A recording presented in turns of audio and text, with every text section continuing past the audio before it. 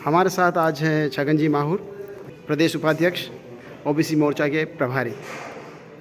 Sir, जिस तरीके से पार्टी युवाओं की तरफ बढ़ती जा रही है, हमारे राष्ट्रीय अध्यक्ष 45 साल के नितिन जी नवीन बनाए गए हैं भाजपा के, तो आपका क्या सोचना है सर?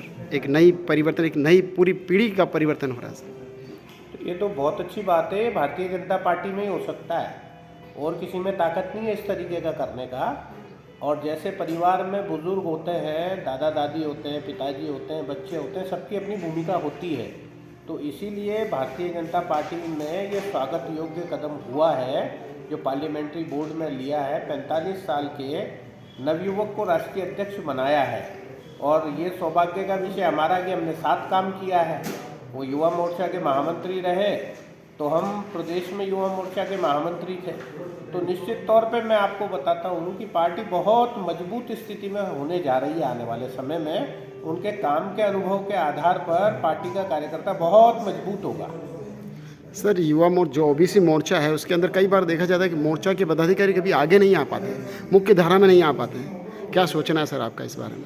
नहीं, मुझे ऐसा नहीं लगता है। देखिए, पार्टी का जो अभी नेतृत्व कर रहे हैं मदन जी राठौड़ ओबीसी वर्ग से हैं, जिनसे आप प्रश्न पूछ रहे हो वो ओबीसी वर्ग से हैं। तो ओबीसी वर्ग का ध्यान भारतीय जनता पार्टी में रखा हुआ है और ओबीसी का बहुत बड़ा वर्ग बीजेपी को मजबूत करता है, हमारा मतदाता है।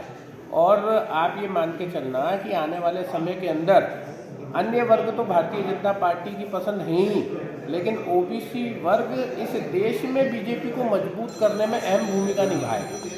सर, आने वाले समय के अंदर जिस तरीके से अब सरकार को 2 साल हो चुके हैं, कई सारे बोर्ड खाली हैं सर, जिसके अंदर युवाओं को क्या मौका मिलेगा सर? क्यों नहीं मिलेगा? युवाओं की पार्टी है भारतीय जनता पार्टी। आपने भी उदाहरण देखा ही है। और निश्चित जब आगे आप देखोगे, घोषणाएं जब होंगी आयोग या बोर्ड की, तो आप नए चेहरे इसमें देखोगे। और हमारा जो शीर्ष नेतृत्व है वो बहुत अच्छे तलाश में है और निश्चित बहुत अच्छी घोषणाएं आने वाले समय में होगी। युवाओं को क्या संदेश देना चाहेंगे आपसे? युवाओं की तो पार्टी बीजेपी, और मैं कह रहा हूँ आप उदाहरण ले लीजिए, इतनी सारी परीक्षाएं हुई।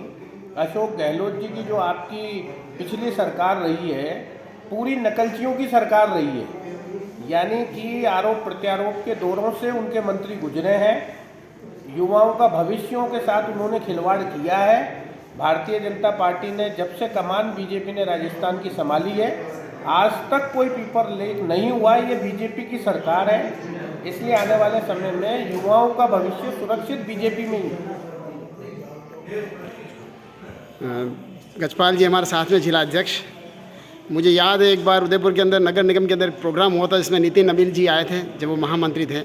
आप उस समय मंच पे थे, मैं भी था सर। क्या उसके बाद आपका कभी उनसे संपर्क हुआ है क्या सर, राष्ट्रीय अध्यक्ष बनने के बाद?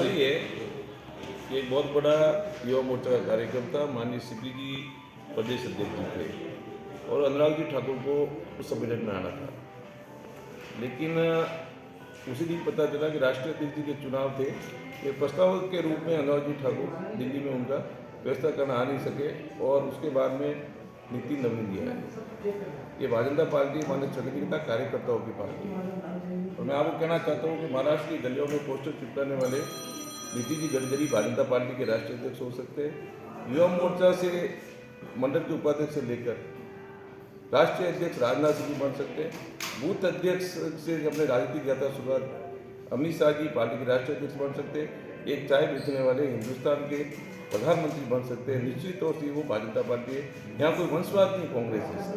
और निश्चित तौर से यहाँ कोई नहीं कह सकता कि अगला राष्ट्रीय अध्यक्ष कौन होगा भारतीय जनता पार्टी। कांग्रेस तो वंशवाद है।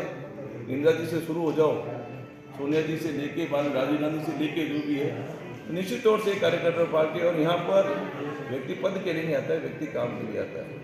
और निश्चित तौर से मैं कहना चाहता हूँ कि वो पार्टी है जहाँ पर नेताओं की परिक्रम करने वाला व्यक्ति आगे नहीं बढ़ता है, परिश्रम करने वाला व्यक्ति निश्चित तौर से आगे बढ़ता है। इसलिए मैं मानता हूँ कि लंबा राजनीतिक अनुभव भी है उनके पास। 5 बार के विधायक, कैबिनेट मंत्री भी रहे, युवा मोर्चा के राष्ट्रीय महामंत्री रहे, अनेक दायित्वों में राज्यों के वो प्रभारी भी रहे। निश्चित तौर से 60% अगर देश में देखें तो युवा है। निश्चित तौर से उनसे आए युवाओं में एक अलग ही उत्साह और उमंग का वातावरण भी है, जिससे भारतीय जनता पार्टी को निश्चित तौर से फायदा मिलेगा। उदयपुर का युवा आज आपसे बहुत यूँ अपेक्षित है, बहुत ज़्यादा अपेक्षाएं रखता है, क्योंकि आपने युवा मोर्चा में बहुत लंबे समय तक काम किया देखिए, है। मैं पिछले 10-15 सालों से युवा मोर्चा में लगातार काम किया, छात्र आंदोलन से आया हूँ, छात्र संघ का पदाधिकारी भी रहा हूँ, इसलिए एक युवा में उत्साह है। निश्चित तौर से मानता हूँ कि आप देखो, एक भारतीय जनता पार्टी ने तय किया कि हमारे लगभग 40 साल का मंडल का अध्यक्ष बने, 50 साल के 60 साल तक जिलाध्यक्ष बने।